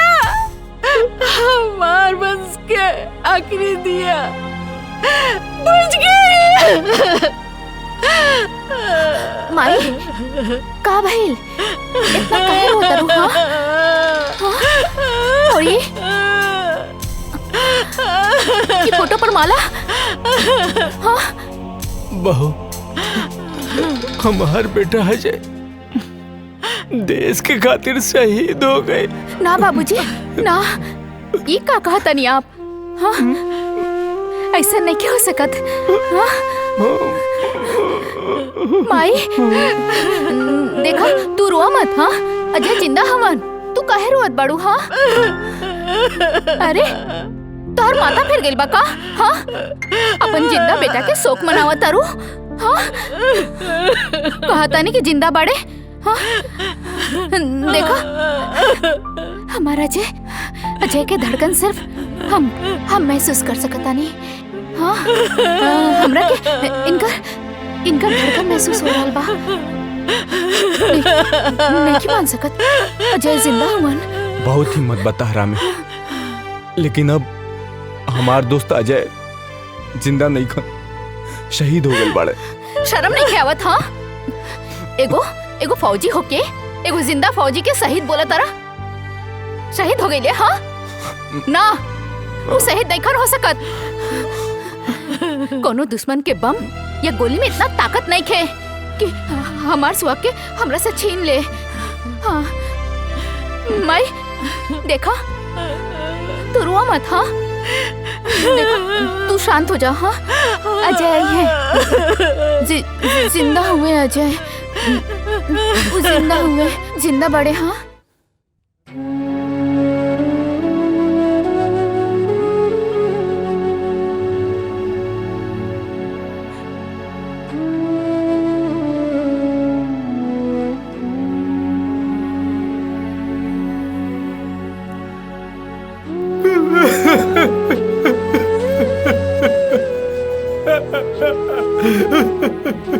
आजा भैया, आजा भैया, आतंकवादी हमला में शहीद हो गए। कल्याण मत रो, काहे कि ये भगवान की मंजूर रहे। भगवान इतना हृदय कैसे हो सकेले? चाची चाची रो रो के पागल हो रहे मालिक। और काजल मौसी के तुम पता ही नहीं भाई कि उनकर सुहाग गुजर गई। भगवान इतना निर्दयी कैसे हो सकेले? कैसे हो सकेले? अरे श्याम क्या करता ना? श्याम, अरे अंधेरा में कौन पढ़ाई करता ना बेटा? ए श्याम, अरे मचिसिया बना काजनी कहाँ थई लेबा?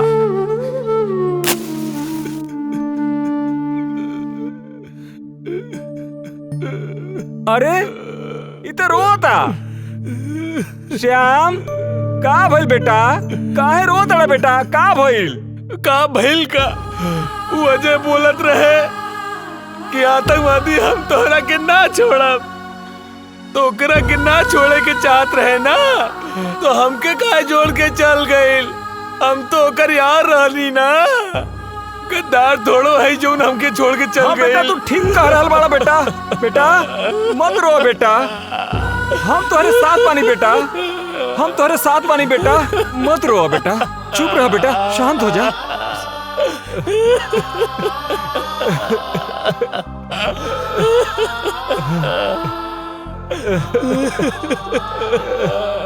चुप हो जा बेटा, चुप हो जा बेटा, बेटा चुप हो जा बेटा, चुप रहा बेटा, चुप हो जा बेटा।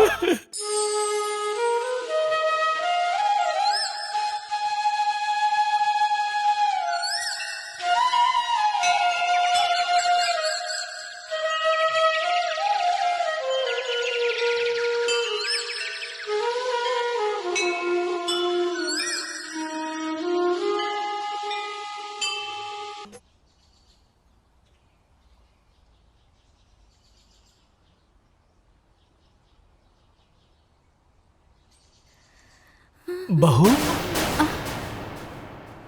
ई तू का कर रहा बाड़ू बहू? अरे अजय अभी दुनिया में नहीं खे, भगवान के उहे मर्जी रहे। अजय नैखन मरल बाबूजी, हमरा के पूरा विश्वास बा वो जहाँ भी हुई है हमारी मांग के सिंदूर उनका के खींच के ले आई। अजय के भाई तू ही समझावा बहू के। बेटी माजी, हमरा के विश्वास बा वो जिंदा हुए। हाँ बेटी, सब ठीक हो जाएगी, भगवान पे भरोसा रखा, सब ठीक हो जाएगी। रउआ बिल्कुल ठीक कहा तानी। देखी रउआ जैसन उचित समझी वैसन करी, हमरा कौनो एतराज नहीं के। चला काजल। कहाँ? बिटिया अभी तहार उम्र ही का बा, ये पहाड़ जैसी जिंदगी कैसे कटबू तू? यही से हम फैसला कैले बानी कि हम तोहार दूसर बियाह करब। सुना बहू, बाबूजी के कहल तू मान ला, अभी तो बहुत जिंदगी पड़ल बा। आखिर बहू अकेले तू कब तक रहबू? कब तक? का बाबूजी बोझ लगता नहीं का बात कर रहा बारू बेटी? अरे बेटी तू हमार बात समझे के कोशिश करा। एक तो धन भाग हमार की तू हमरे घर में बहू बन के आयलू। हम कोनो आँख के काजल ना है कि आंसू के साथ बह जाई। अजय के नाम में हम अपन रूह, धड़कन सब कुछ कर देले बानी। हम अपन अंतिम सांस ले उनका इंतजार करब। हमार बात समझे की कोशिश करा।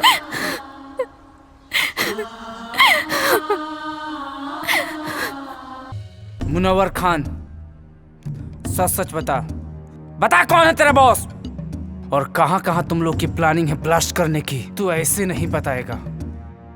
लगता है तुम्हें हिंदुस्तानी आर्मी का पावर दिखाना पड़ेगा। मुनव्वर खान, तू हिंदुस्तानी फौज के कब्जे में है।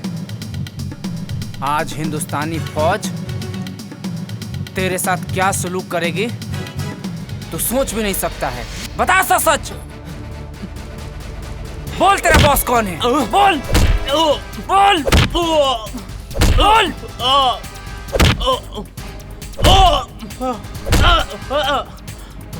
बोल कौन है बॉस तेरा? ए फौजी, तू ना चाहे मेरी जान ले लेगा ना तो अभी नहीं बता सकता मैं, समझा? मैं कुछ नहीं बता सकता, मैं मर जाऊंगा लेकिन नहीं बता सकता, समझा? तू ऐसे नहीं मानेगा, तुझे 3rd डिग्री देना ही पड़ेगा। बोल कौन है बॉस तेरा और क्या मकसद है तुम लोगों का? नहीं बता सकता। चल जुबैर, फोन लाओ।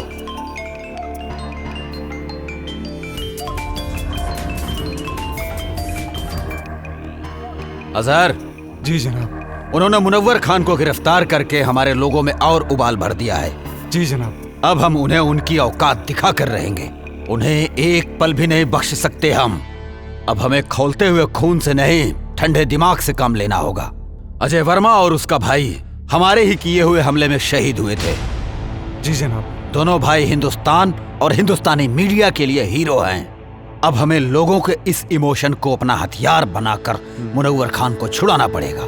जी जनाब। हम उसकी माँ को किडनैप करके पाकिस्तान लाएंगे और फिर हिंदुस्तान की फौज और सरकार को जी जनाब अपनी इज्जत बचाने के लिए मुनव्वर खान को छोड़ना ही पड़ेगा, नहीं तो लोग सड़कों पर आ जाएंगे। सलाम अलैकुम।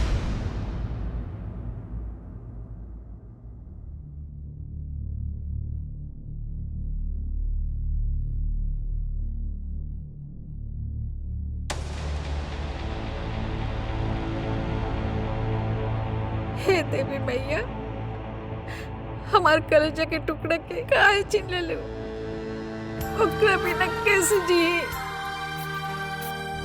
ओकरा बिना हम कैसे जिया तानी माई? हम मर जाए, अब हम मर जाए। हाँ, हमरा लाल के साथ का कहलू, ओकरा के कुछ कैसे हो गल मैया? तू तो पूरा संसार के माता बड़ो, तू तो जाने लू। ओकरा बिना काजल कैसे रही माई? हमरा परिवार के पुकार तो तू सुन सकेलू ना माई? हाँ, तू तो जाने लो, ओकरे बिना हम ना रह सकब। ओकरे के कुछ कैसे हो गए? हम मर जाए, हम मर जाए, हम ओकरे बिना ना रह सकब। हमार बच्चे के लौटा दी माई। तू तो माई बड़ो, हमो माई है। हमार दिल के टुकड़े के लौटा दी।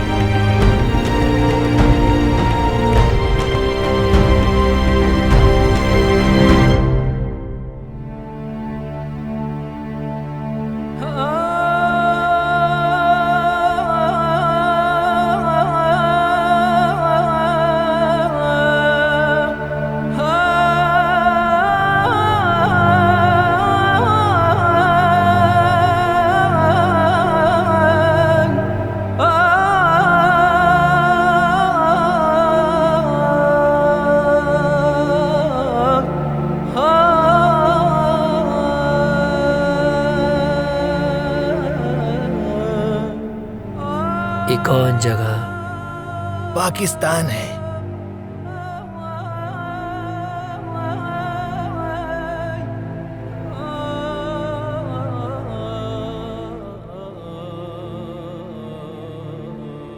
हम यहाँ कैसे हैं? कल मैं जंगल गया हुआ था तो वहां पर मैंने देखा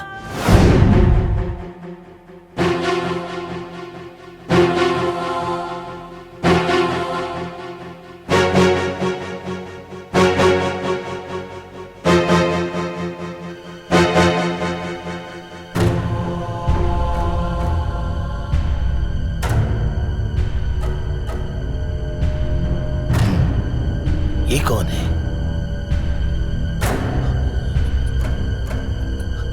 ये तो ऐसा लगता है जैसे हिंदुस्तानी है। ये फौजी लगता है।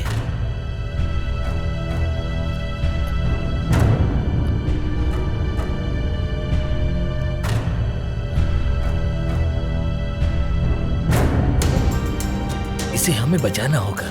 अगर किसी ने देख लिया तो प्रॉब्लम हो जाएगी। वैसे भी हिंदुस्तान पाकिस्तान एक ही तो था। कुछ लोगों ने इसको बांट दिया। या अल्लाह। 6 महीना बाद भी हमके होश आ गए। अबले हम जिंदा हैं। जरूर कोनो खास मकसद। हमरे वतन के साथ साथ हमार माई काजल भी हमारे इंतजार करत हुई हैं। हमके जल्द से जल्द अपने वतन लौटे के पड़ी।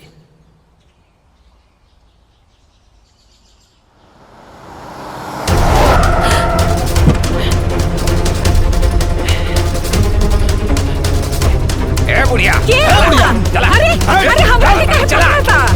अरे छोड़ा। हम का कहनी? हमरा ले जाता रहा। अरे अरे छोड़ा। हम बोला था छोड़ा। ठीक ना क्या होई?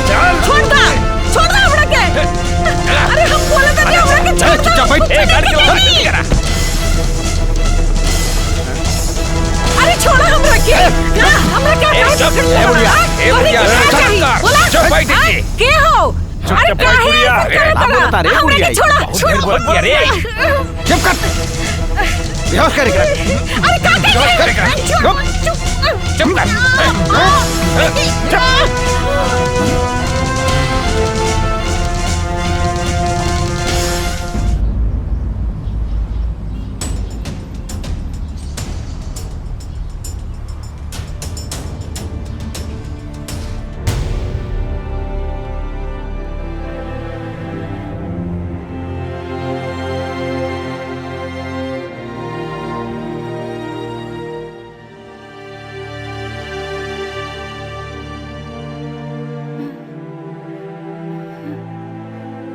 ये हम कहाँ बनी? हम ये जब बानल काहे बनी? अरे क्यों बा? अरे हमरा के बचावा। हमरा के यहाँ से छुड़ा के ले जावा हो। हे भगवान हमरा के छुड़ावा। अरे हमरा के बचावा इन लोगन से।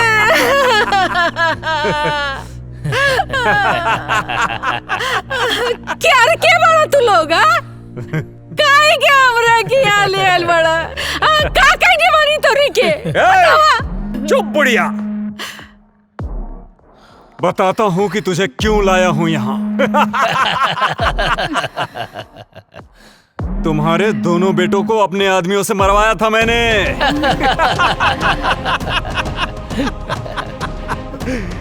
सुन, तुझे मैं किस लिए लाया हूँ वो मैं तुझे बताता हूँ। तुम्हारे हिंदुस्तान के आर्मी ने हमारी टीम के कमांडर मुनव्वर खान को गिरफ्तार करके अपने हिंदुस्तान के जेल में बंद कर रखा है, जिसकी वजह से सारा प्लान हमारा फेल हो रखा है। और उसे ही छुड़ाने के लिए हमने तुझे किडनैप करवाया है आज, क्योंकि तेरे परिवार से पूरे देश की भावना जुड़ी हुई है। ये बुढ़िया सुन, अगर 24 घंटे के अंदर अंदर मुनव्वर खान को हिंदुस्तान सरकार ने नहीं छोड़ा तो हम तुम्हारे साथ जो करेंगे ना, उसे देखकर सारे हिंदुस्तानियों की रूह कांप जाएगी। और अभी 24 घंटे होने में कुछ ही समय बाकी है।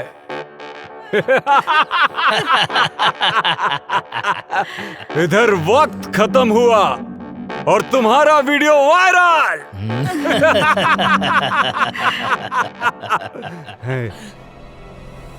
और उधर सरकार के खिलाफ जनता का विरोध। और विरोध इतना भयानक होगा कि मुनव्वर खान को हिंदुस्तान सरकार को छोड़ना ही होगा। वक्त तो अब खत्म होने वाला है। उससे पहले एक आखिरी बार हिंदुस्तान सरकार को वक्त देने दो। भगवान तू लोग के कभी ना माफ करिए। हाँ दरिंदो, हमरा के छोड़ी, हम बेकसूर बानी, हमरा के काहे पकड़ के रख ले बड़ा।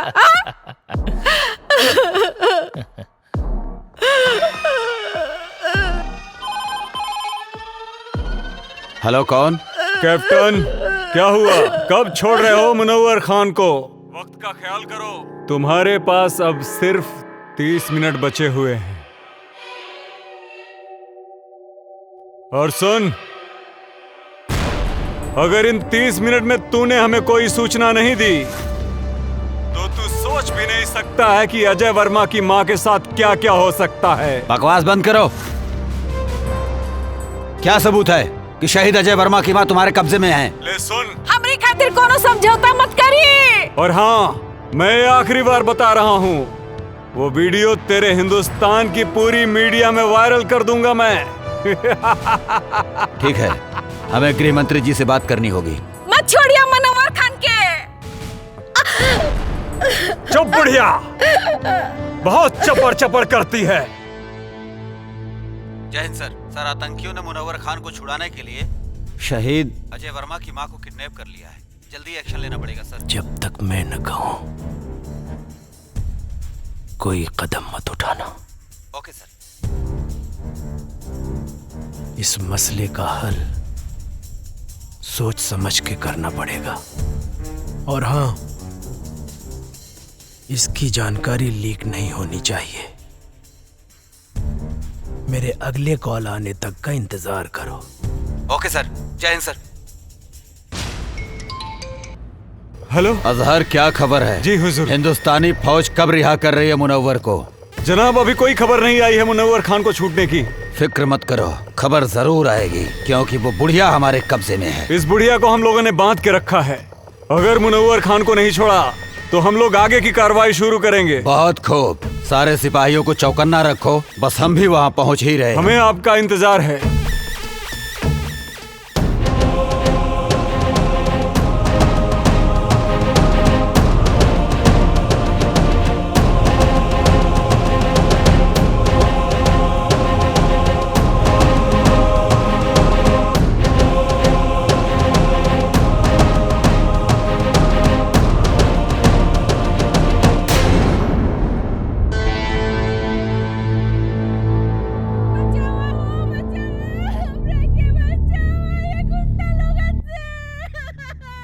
इ तो कोनो लड़की की आवाज लागत बा।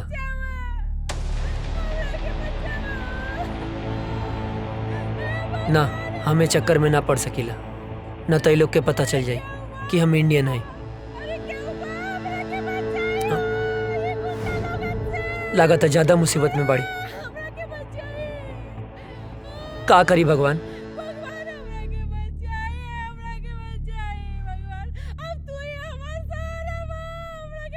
केहू के भी बहन बेटी हो सकेले, ओकर रक्षा करब हमार फर्ज है, हमार फर्ज है।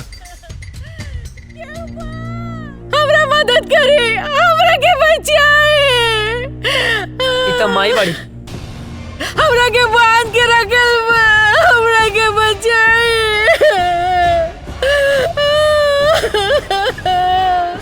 हम का करी माई है। रुक जा।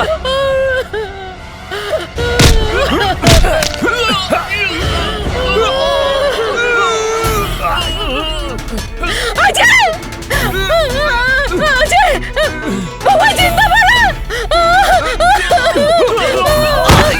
हे भगवान! लगले!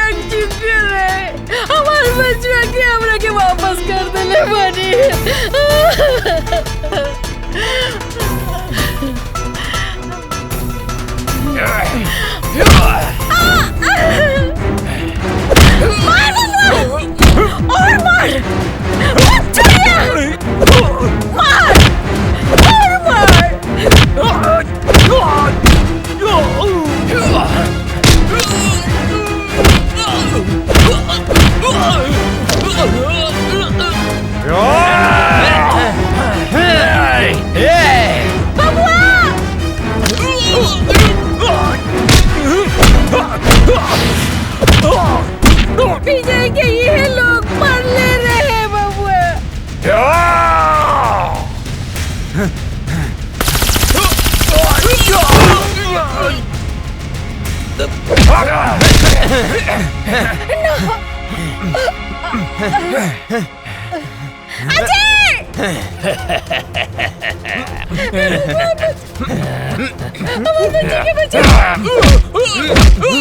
मत छोड़िए, हम एक फौजी के माई हाई।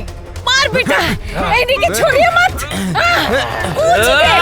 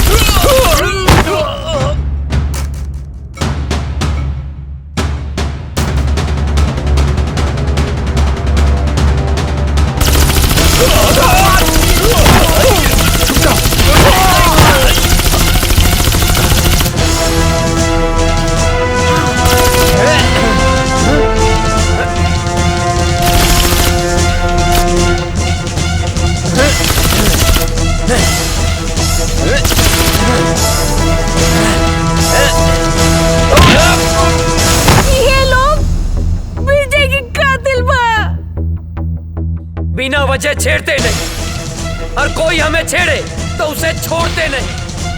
फाड़ दे कलेजा दुश्मन के घर में, हिंदुस्तानी उसे कहते हैं।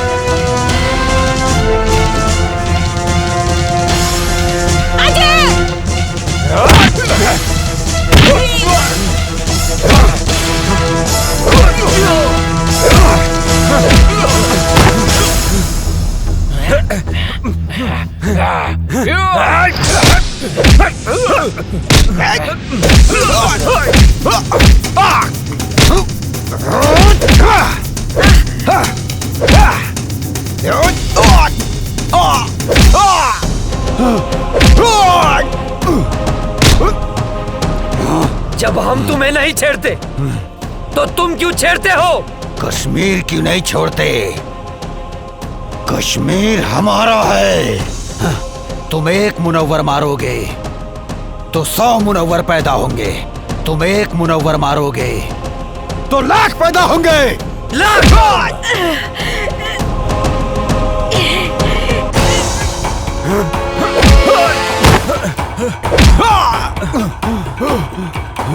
भेजे में शांति से बात घुसती नहीं है क्या? ए काफिर, तेरा भाई भी आया था यहाँ। मैंने मारा उसे, वो भी बम से उड़ा के, समझा?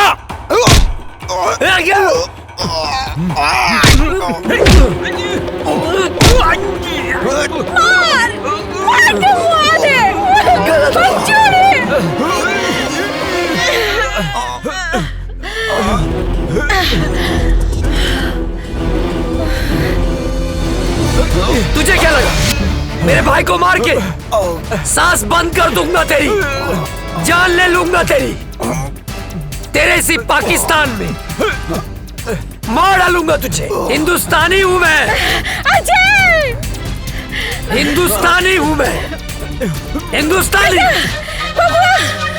अजय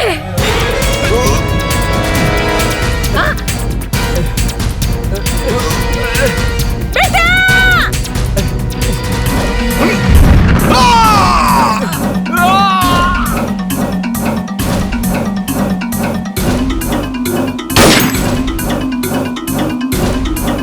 माई, ए माई, माई, ए माई, ए माई उठना, देखना तोर बेटा गेल माई। ए माई उठना माई, आँख खोलना। हाँ माई, अजय तोर बेटा।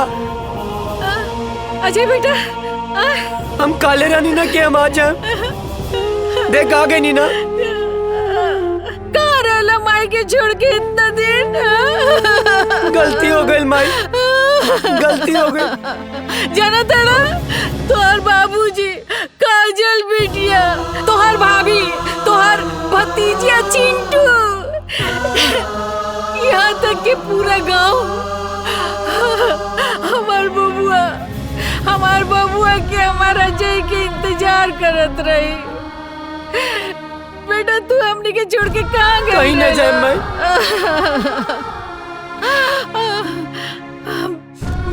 चला चला घर चला। हाँ माई। काजल बिटिया तो हर इंतजार चला करत उठा। रही।